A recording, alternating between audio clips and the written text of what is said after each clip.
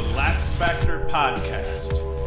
What is up, college lacrosse fans? You're watching episode number, I believe it's 258 of the LaxFactor podcast. I'm your host, Ted Hoost. Today we're going to get into this weekend's games through the lens of how it's going to all play out for conference tournaments. We actually have the Big Ten tournament already upon us, so we'll talk about that a little bit. We're going to go through the ACC scenarios and talk about Syracuse and Duke, Notre Dame at Virginia this weekend, and how the game next weekend, I think it's the final game of the regular season against Notre Dame and North Carolina. I think that's the final game of the entire season being played midweek next week, maybe even next weekend. But we'll talk about all the conference tournaments. I'll probably forget to talk about the MAC. I'll try not to. I'm going to probably butcher the ASUN, but for the most part, I should do a good job with the rest of them. Caveat, I'm going to make mistakes because I don't do this for a living. I'm just dope and bring this to y'all as a hobby. So before I get into it, as always, be sure to like, subscribe, hit the notification bell if you're watching on YouTube, and then if you're watching or listening to the podcast anywhere else, just be sure to share with everybody else. And then also hit me up on Twitter. Mostly on Twitter is where I roam these days.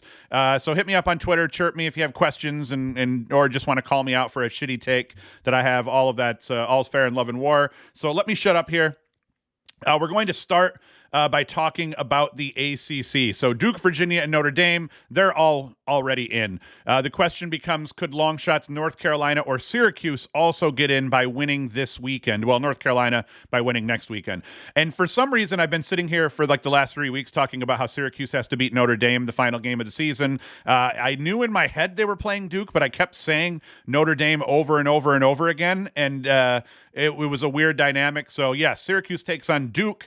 Carolina will take on Notre Dame. So each would get a huge win if they were able to pick up the win, and that would greatly increase each team's RPI to the point that they would be either one of the last teams out or the last team, one of the first teams out, one of the last teams in, if that's how it goes. I'm not sure. But anyway, we talk about Syracuse and Duke first. If Syracuse can pick this win up, this could bump their RPI up as high as 15 or so. And because they don't have any bad losses, that would give them a bit of hope at maybe being the last team in to grab an at-large bid. If we look at their chances of winning, though, they already played Duke to a one-goal game earlier in the season. It comes down to former teammates in terms of club ball, Brennan O'Neill and Joey Spallina doing battle. We've got McAdory, who also played club ball with them. We've got Canadians, Owen Hiltz and Dyson Williams. I think Dyson Williams is a Canadian. If he's not, he should be. He has that style. So in terms of offensive firepower, Duke for sure has the edge, but if Syracuse could do a decent job at the faceoff dot and not turn the ball over, not play like last weekend, Syracuse finally did a good job at the faceoff dot against Virginia, and offensively they turned the ball over too often, especially in the beginning of the game. They shot themselves in the foot other ways.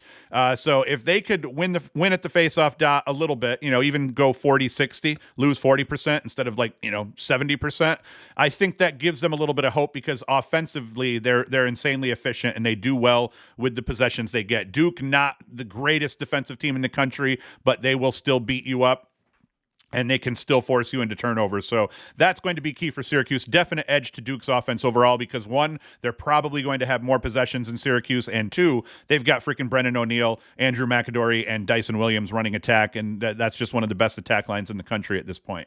In terms of the goalie situation, definite edge to Syracuse. Will Mark has been much better in cage than William Helm so far this season. Mark coming off, I think, one of his rougher games here this season against Virginia. Yeah, three of his last four, he's actually been below 50%, and he was only 38% against Notre Dame. And if you look at what he did leading into that, he had only been below 50% in one game prior to these final four games, and now he's been below 50% in three of the last four. So had a really good outing in that win against Princeton, had a decent outing in the win over Carolina, and then was a little bit roughed up against Virginia. That wasn't his. I don't think any of these numbers are his bad. I think it mostly comes down to the defense. I think this kid's been incredible, All-American. When I get down to voting, he will for sure either get my vote for the media All-Americans. He'll either get the 1 or the 2 numbered All-American vote from me.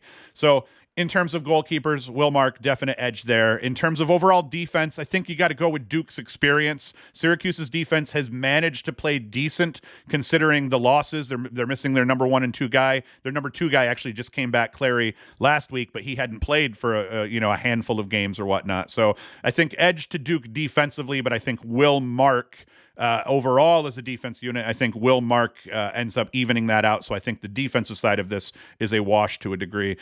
Face-off dot, 100,000,000% edge to Jake Naso. He's sitting here at 63%. Syracuse didn't have an answer for him the first time they played. Let's see what he did. Yeah, he beat him at 70% in their last meeting.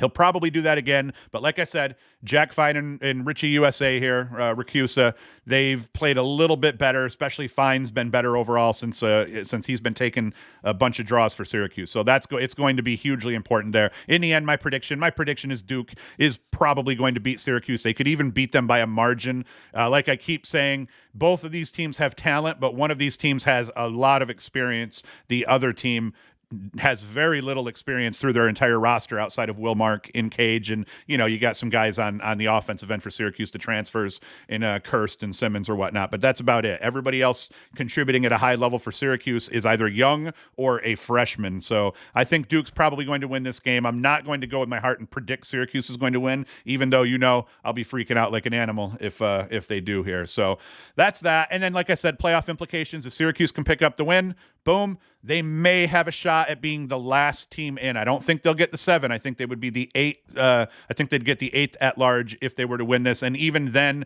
it will require some other teams probably lose. There's a lot of scenarios, a lot of things that will have to happen if Syracuse wins this game to get them in still. So it's definitely not for sure. In the next game I want to talk about here, we've got Notre Dame at Virginia. It's a huge game this weekend that I think isn't getting as much attention as it normally would, simply because it's just a pissing match to see who's going to get the 1, 2, or 3 seed overall.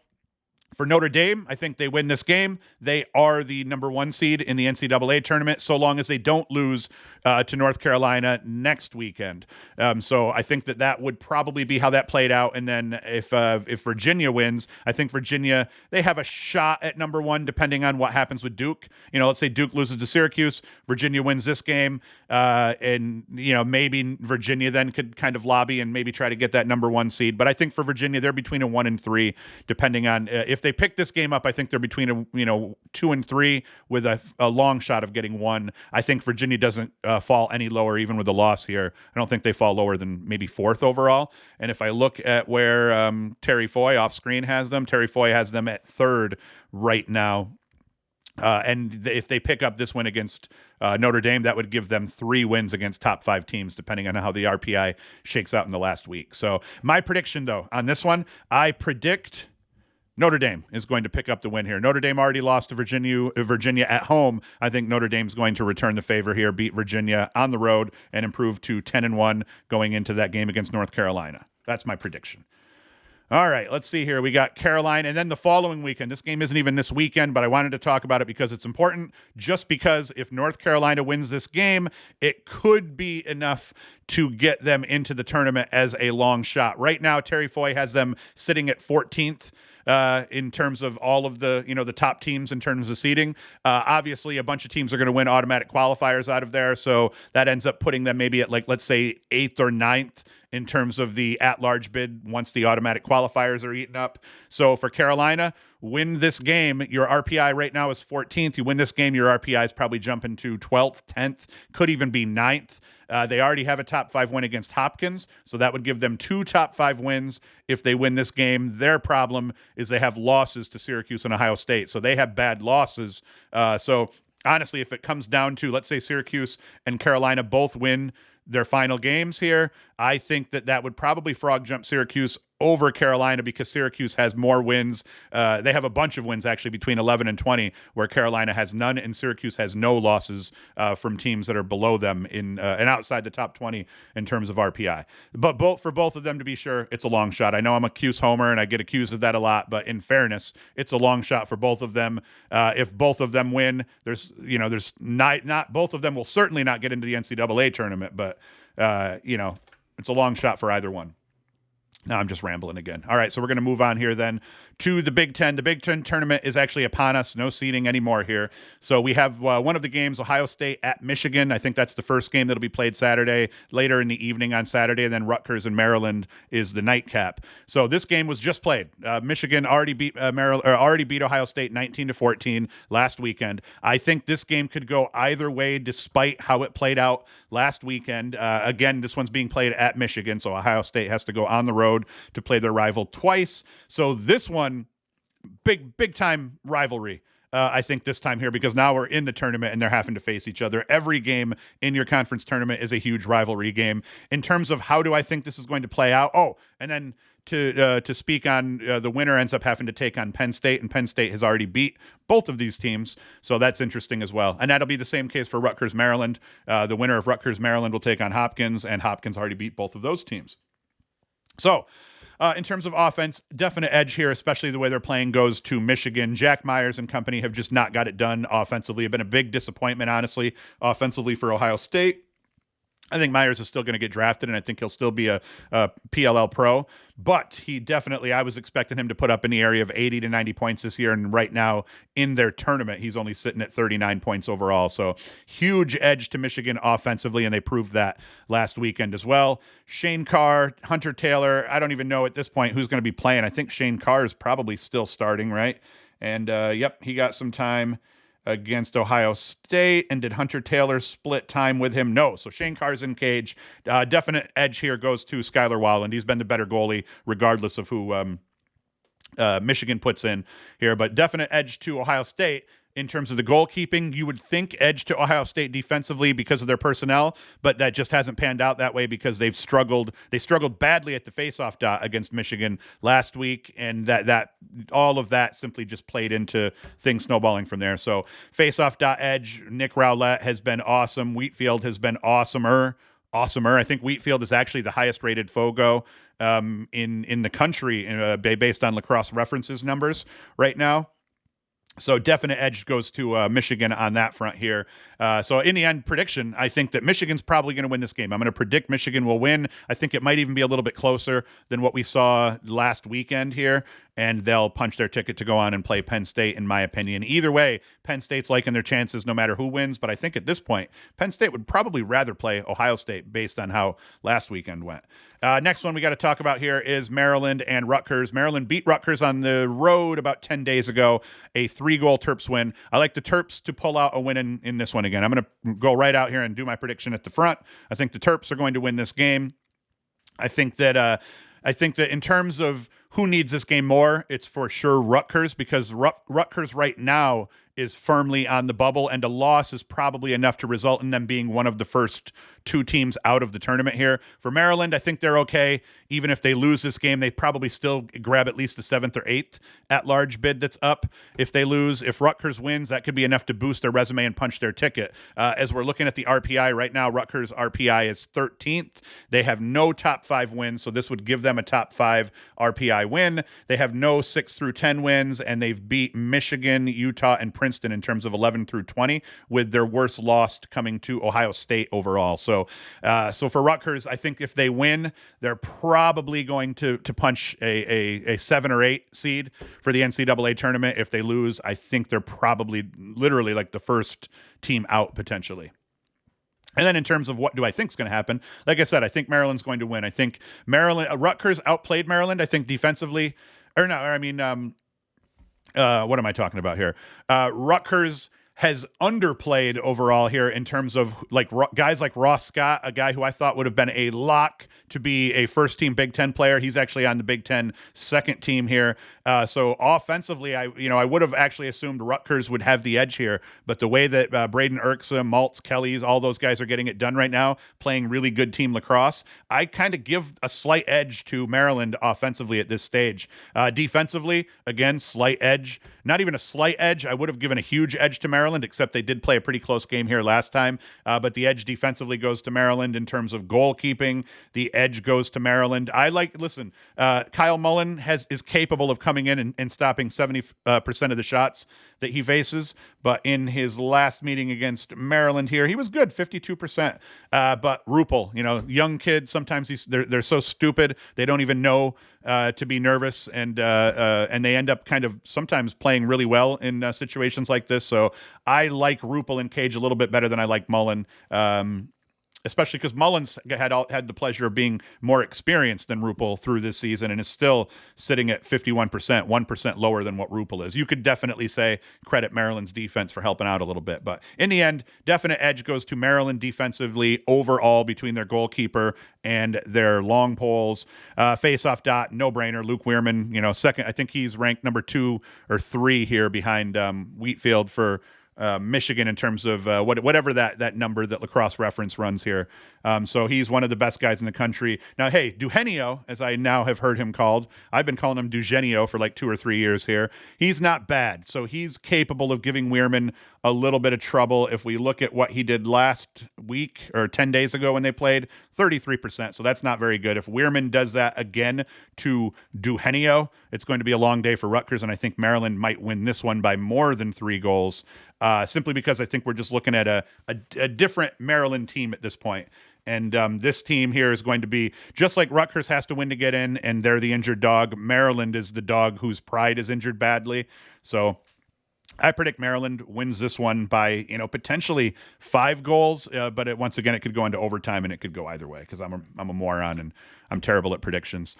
And then the winner of that game goes on to play Hopkins, and Hopkins has already beat them both. But at this point, legitimately, while I have made predictions, I think this Ivy League tournament could go to anyone. If by the end of next weekend, we're sitting here looking at Ohio State as the Big Ten tournament champion, I wouldn't be insanely surprised. I think the teams are pretty tightly packed together. I think Ohio State's chances are pretty slim of doing that, but I think it could legitimately go to any of the other teams in the tournament. I think Penn State, Hopkins for sure could win it. I think Maryland and Rutgers are right up there, and they could do it as well. And I think Michigan has themselves a shot also. So for the Ivy, for Princeton and Cornell, it's whoever wins this game gets the 1 seed to the best of my knowledge. Cornell's played well all season. Princeton seems to be playing well now, winners of 4 of their last 5. Their only loss was to Syracuse at home. If Princeton loses this game, I believe they drop to the 3 seed as Penn defeated them by a goal in mid-March. So Princeton wins. They're the 1 seed. If Princeton loses, and Penn, I think, is already done. If Princeton loses, I think Penn ends up getting the 2 seed and Princeton ends up sitting at the 3 seed. And then if Princeton loses this game, they would, I already said that, duh. And let me just confirm that here. If we look at this, Penn is already done. Yeah, I believe that. I believe I'm right. But in this game, let's talk about their chances here. Offensively, it's kind of a wash. I would end up saying, you got CJ Kirst, maybe you get a slight edge, but man, Coulter Mackesy has had an incredible season. His numbers are not far off of CJ Kirst's overall. Kirst, I think, has a little bit more help. Billy Coyle has had an incredible season. Piatelli's great. Long has been unhealthy, but if we can get Long back and healthy, I think that maybe you end up giving Cornell a slight edge because of Kirst and the supporting cast. But man, to be sure, Coulter Mackesy is playing incredible lacrosse, one of the best attackmen in the country at this point, just a lefty sniper. And Alexander Vardaro is playing a little bit better. So I'm going to give just a sliver of an edge to Cornell on that front. I think on the goalie front, a slight edge would actually not go to the veteran in Chase Erlin, who has been starting at Cornell since he was 3. But I think Gian Ficaro for Princeton has the edge here. He's been incredible all season for the Tigers, so I think a slight edge goes to Princeton. And then defensively, both of these teams have done well defensively overall. I think both of them lack a little bit of depth defensively, and they've leaned on their goalies pretty heavily, and both goalies have come through. So I call it overall kind of a wash because I like Adler for Cornell a little bit better than who Princeton has running around, but I think Princeton may have a little bit more depth overall in that spot. So I call the defensive one a wash. Credit to Princeton a little bit for Gian Ficaro, and then the Cornell defense a little bit for Adler. Not that Erlin is a chump by any means with a 57% save percentage. He's actually outperformed what I thought he would do this year. He's been very good. And then in terms of the face-off dot, Kaskadin apparently has been much better, and Petrakis has not been bad either. And Petrakis is the big veteran here. And for Princeton, Grinder Ginder and Sandoval have both been decent. So I think definite edge goes to Cornell here at the faceoff dot, at least a little bit.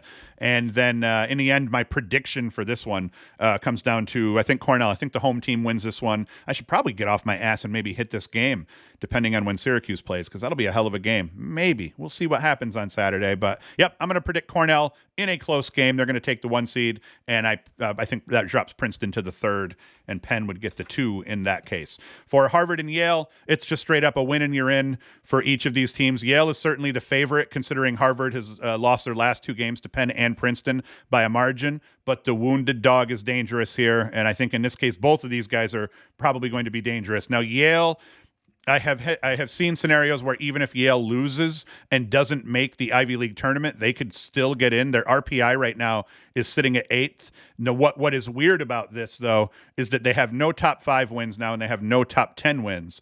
What they have is wins over Denver, Villanova, and Boston U with no bad losses. So I'm surprised that Yale's RPI is this high, especially because they don't have any really crazy quality wins overall. But I mean, I have seen scenarios where Yale could still be like the last team in, even if they lose this game, whereas for Harvard, 0 chance. Harvard has to win the Ivy League tournament or they're fucked. Is pretty much how it goes, because like I said, if they lose, they're below 500. Even if they win this game but then lose in the finals, they're below 500. So they got to win or they're fucked. So in terms of what do I think is going to happen, I think Yale's going to win. I don't think Harvard is going to beat them. In terms of offensive prowess, yes, Sam King and company have been decent, and Sam King's been excellent, but Chris Lyons, Matt Brandow, yes, Lyons and Johnson are inexperienced players, but so is Sam King. I believe they were all freshmen last year. Matt Brandow, the KG veteran who's, I believe, was on their national championship team. I believe he was a freshman that year. I could be wrong, but I believe he was. So we've got a veteran-led group against a group that's not quite as veteran-led. Defensively, I think Yale's going to beat them up a little bit more in terms of Cage, Paquette, veterans, played in the NCAA tournament. Christian Bernard has not been all that good. He's been a little bit streaky, could put up a big game. And then the face-off dot. Actually, this is one of my clients here, Western Passion. Oddly enough, their ads are showing because I'm always on their site. Face-off edge definitely goes to Nicholas Ramsey and Yale, and that's going to be, I think Yale's going to win this game, maybe 3-5 goals. Could come down to the wire, especially because Harvard needs to win to stay alive, but so does Yale to a degree. They don't want to lose this game and hope they still pull the 7th or 8th at-large bid. We dive into the Patriot League. 6 teams get into the Patriot League tournament. There are games this weekend being played that would seem to be playing into this seeding. Army, right now, this should be a hell of a game. I believe the winner of this game picks up the Patriot League 1 seed. Let's see. Let's confirm it. Yes.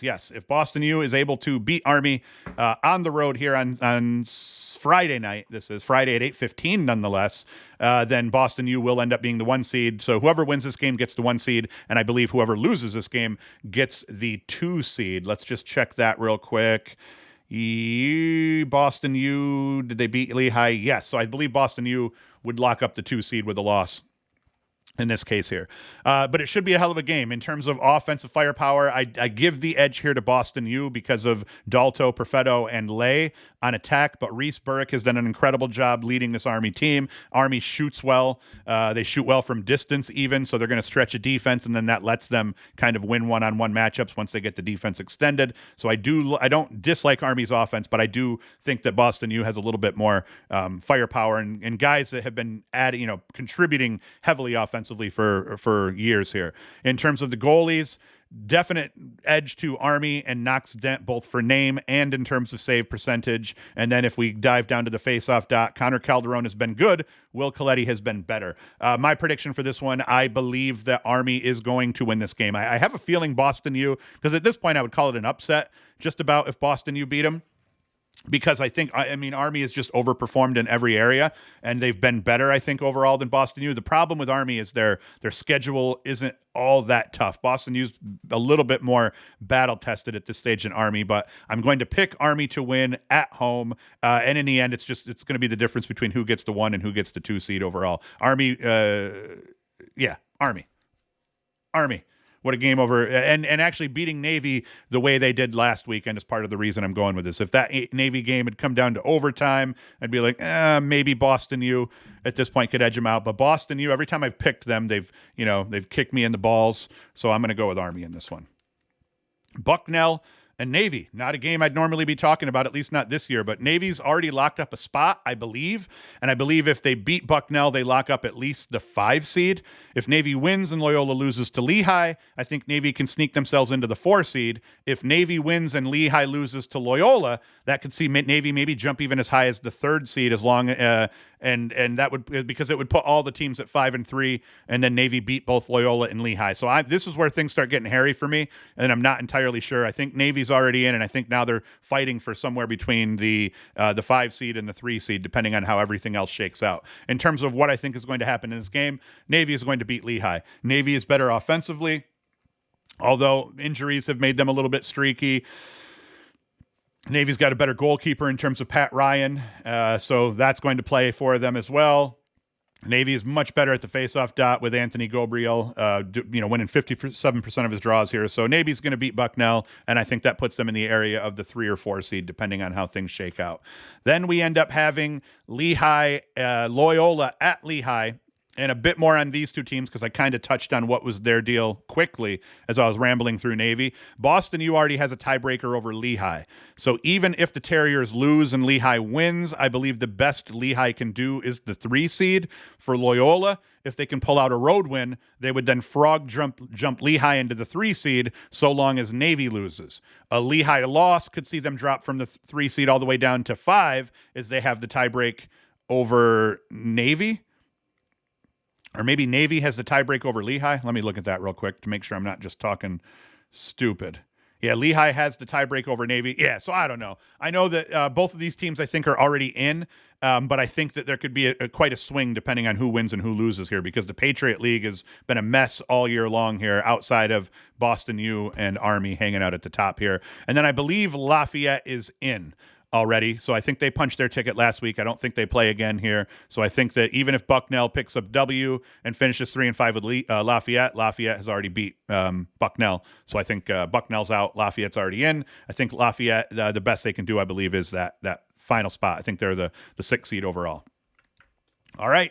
Now we're going to get into the CAA, and the further I get into these weeds, the worse I'm going to do in terms of getting the seeding aspects right, but let's give it a try here at least. So Delaware, they've already clinched the 1 seed as far as I know. I'm almost positive of that. Drexel, Stony Brook, and Towson are all fighting it out for seeding, with Hofstra also in the hunt, depending on how things shake out. So Stony Brook at Hofstra. If Hofstra can take down Stony Brook, they'll both be at 4 and 3, and I believe Hofstra punches the ticket and grabs the 4 seed. Hofstra lost to Towson, but beat Drexel. So if shit goes sideways for Drexel against Monmouth, it won't. Hofstra could even jump up to 3 or so, maybe. The math is too hard for my brain, so I'm going to give up on that one. But if we look into what's going to happen here in this game, we have Hofstra offensively. I think definite edge goes to Stony Brook just because Dylan Palinetti is an animal. If we go through and we look at the goalie battle here, pretty much a wash between McLachlan and Gates. If we look at the face-off dot, definite edge goes to Chase Patterson and Hofstra in this one. And then, like I said, offensively, I'm going with Stony Brook because of Palinetti. Defensively, I don't think either of these teams have been all that great defensively, and both have relied heavily on goalie play. So, prediction, Stony Brook beats Hofstra. That's what I think is going to happen, and then that's going to just all hell will break loose in terms of the seeding from there. Delaware at Towson. I think Towson has the toughest road. I think they can grab the 4 seed despite losing, but I'm too lazy to really do the math to come and figure it out, because that depends on what everybody else does. If Towson wins, they could go as high as the 2 seed. I think if they lose, they could potentially get bumped, but still have a shot depending on how it shakes out everywhere else. I don't know. So for Towson and Delaware, which I was supposed to be looking at their screen here, for Towson, they just want to beat Delaware, upset Delaware and get in, and you're good to go. But that's probably not going to happen. Ty Kurtz, JP Ward, Mike Robinson are all killers. Towson does not have anybody that's going to be able to handle them. Kilkiri and Cage for Delaware has been more than serviceable in terms of the face-off dot. Yes, Towson has a slight edge here, but not by much. I think Delaware is going to roll, and then Towson is going to have to sit here and kind of hope that they're able to that Hofstra loses pretty much. But like I said, did Towson beat Hofstra? No, yeah, Towson beat Hofstra. So even if they lose and Hofstra wins, maybe Towson's good. Anyway, like I said, this is where we get into the weeds and shit gets crazy. Another one here: Drexel and Monmouth against Monmouth at Drexel. Easy for Drexel. Win and get the 2 seed, lose and drop as low as 4, I think is what it looked like. I think they're in either way, though, although once again, I could be wrong, but I don't think they're going to lose to Monmouth, and I think they're going to win, and actually Drexel has been a pretty solid team here so far. Binghamton and Albany. This is the big game that's going down here in the America East this weekend, mostly because Vermont's already locked up the 1 seed. Even if they lose to UMBC this weekend, which they probably won't, they still hold that tiebreaker over Bryant. So Vermont's the 1 seed. I believe Bryant has locked up the 2 seed with their win over Binghamton last weekend. So now it comes down to Binghamton and Albany are both in the tournament, but the winner of this game will get the 3 seed. The loser gets the 4 seed. In terms of what I think is going to happen, I think if you're looking at offensively, definite edge goes to Binghamton. You normally wouldn't say that in a Binghamton-Albany meeting, but Binghamton has been very good offensively this year. Matthew Keegan and Thomas Greenblatt have done extremely well. Imagine if What's-His-Nuts didn't transfer to Penn State, how good Binghamton would be looking right now, maybe leading the America East here. Goalie battle. Definite edge goes to Connor Winters and Binghamton on that front. And then D'Souza here. D'Souza for Binghamton has been incredible at the faceoff dot. For them, he's winning 63% of his draws, and this Chazanow is also getting in the mix, winning 49%. Not that Albany's been bad. You see both of their top guys here, well, mainly Endress, sitting at 51%. So, I mean, it's not like he's going to get waxed or anything like that. But my prediction, Binghamton handles shit at home, locks up the 3 seed, and then they end up getting to play Bryant instead of Vermont. But Binghamton fared well against them both. They lost 14-10 to Bryant, 11-9 against Vermont. So regardless, Binghamton is kind of liking their chances here overall. Hell of a season so far for the Bearcats. If we go down to the A10, once again, I'm going to start screwing things up a little bit more here. I think this one's a little bit more simple, though. 3 teams are in the hunt here. St. Joseph's, they've already locked up the 1 seed. Richmond, I think, has already locked up the 2 seed. And then we have High Point. Even if High Point loses this weekend, they have the tiebreaker over Hobart, assuming Hobart were to beat UMass. So I think that High Point's also in as at least the 3 seed. So what it comes down to, I believe, for this one is Hobart at UMass. And with the 3 other tournament slots notched, there's nothing but seeding left for High Point. But within this Hobart and UMass game, the winner, I think, is the one who punches the ticket to the tournament, and the loser is done for the season. Offensively, I probably give the edge slightly to Hobart in terms of offensive depth overall.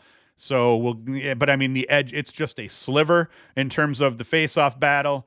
I'm giving the edge to the Drip King, the Riz King here, Caleb Hammett and UMass. Defensively, kind of a wash where, in terms of personnel, but where things really get crazy here, I think is Matt Note in cage for UMass. Matt Note has been incredible for UMass all season. I think he's the X factor in this game with a little bit of the Drip King magic, maybe. And I think my prediction, UMass is going to win this game, punch their ticket into their A10 tournament, and then go from there.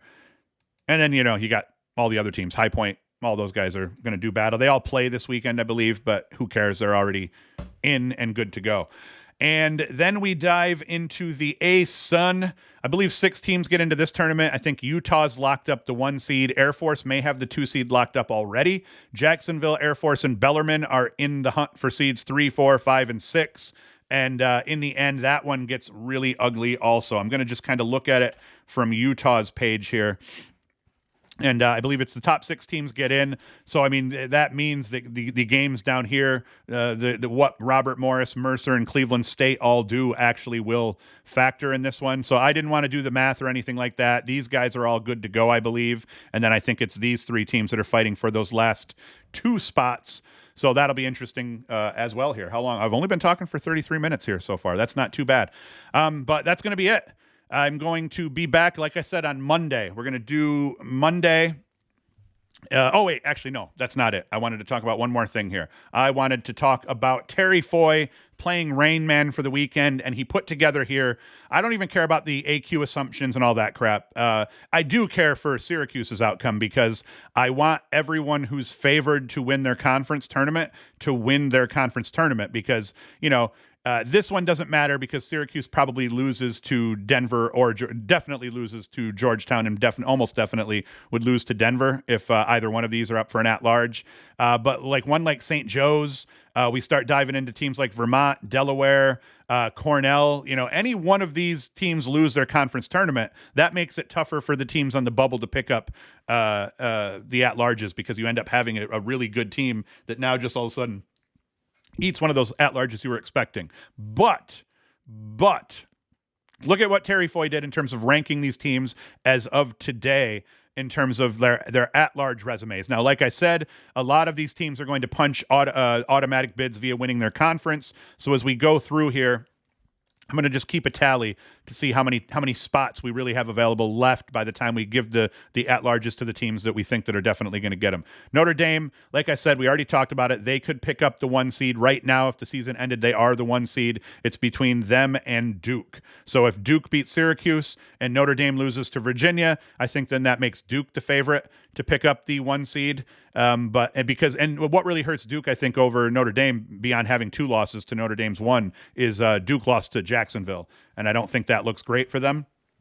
And Notre Dame doesn't have a bad loss like that. So that's where these 2 guys are hanging out here, is at 1 and 2. This is where I said if Virginia could beat Notre Dame, that would give them 3 wins over top 5 teams. That would be better than both of these teams have. So that's where I'm saying if Virginia beats Notre Dame here this weekend, they could end up kind of frog jumping everybody and maybe getting the 1 seed. What hurts them is that Duke beat them twice.